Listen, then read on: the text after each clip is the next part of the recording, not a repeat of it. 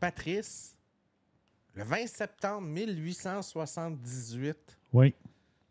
pendant que Thomas Edison est en train de se battre pour faire reconnaître son ampoule qu'il a présentée en novembre de cette année-là, donc dans quelques semaines en 1878, il essayait de faire son ampoule, elle brûlait tout le temps, puis il refaisait ses expériences.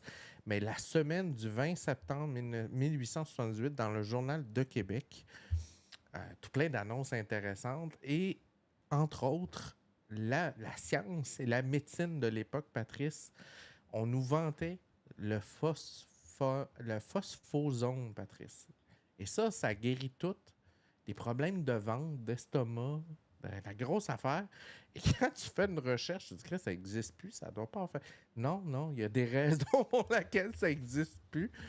Le phosphosome, Patrice, c'est un mélange de créosote avec du sucre. Ah oui.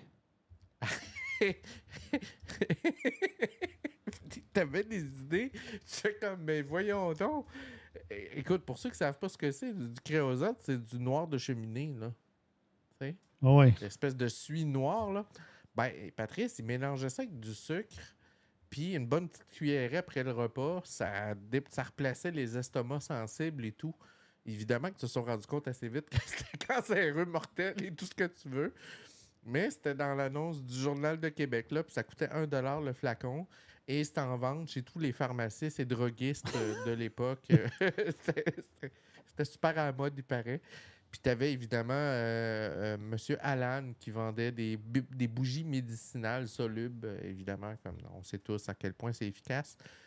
Alors, je voulais juste souligner le fait que dans l'histoire, les découvertes scientifiques avaient parfois des... Ouais. Fait que probablement que nous aussi, dans 100 ans, on va regarder nos iRobots puis on va faire comme... C'était bien con. Ben oui. Ça avait même pas d'allure, ce Ben qu'il oui. faisait. Ben oui.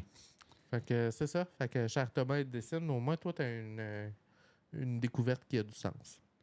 C'était mon petit moment historique de la semaine, Patrice. Moi, de mon côté, je veux vous ramener à la dernière saison. Finalement, c'est le 19, c'est ça, le 18 septembre 2001, qui a été la dernière saison de la série Computer Chronicle. Donc, pour ceux qui ne connaissent pas, je vais juste baisser un petit peu le son. C'est une émission qui a commencé sur PBS aux États-Unis. Donc, PBS, c'est une chaîne publique là, avec différentes antennes un peu partout à travers les États-Unis. Et ça a été vraiment la source d'information des technologies pendant 10 ans avant que l'Internet arrive. C'était le Geek Zone qui marchait bien. Oui, puis c'était avec beaucoup de téléspectateurs, avec des invités, pas d'écho. C'était vraiment là, idéal. Et cet animateur-là, qui a été là pendant toutes les saisons, là, ça a démarré, je pense, c'était en 89, qui était la première saison. C'était un directeur de programmation d'une station. Et c'est lui qui animait lors de la première saison et les saisons subséquentes. Il s'est allié à un paquet de personnes. Pardon? Ils ont dit, tu fais bien la job, continue. Ben, c'est ça, là. C'est vraiment... tu vois que ça a été fait à la bonne franquette.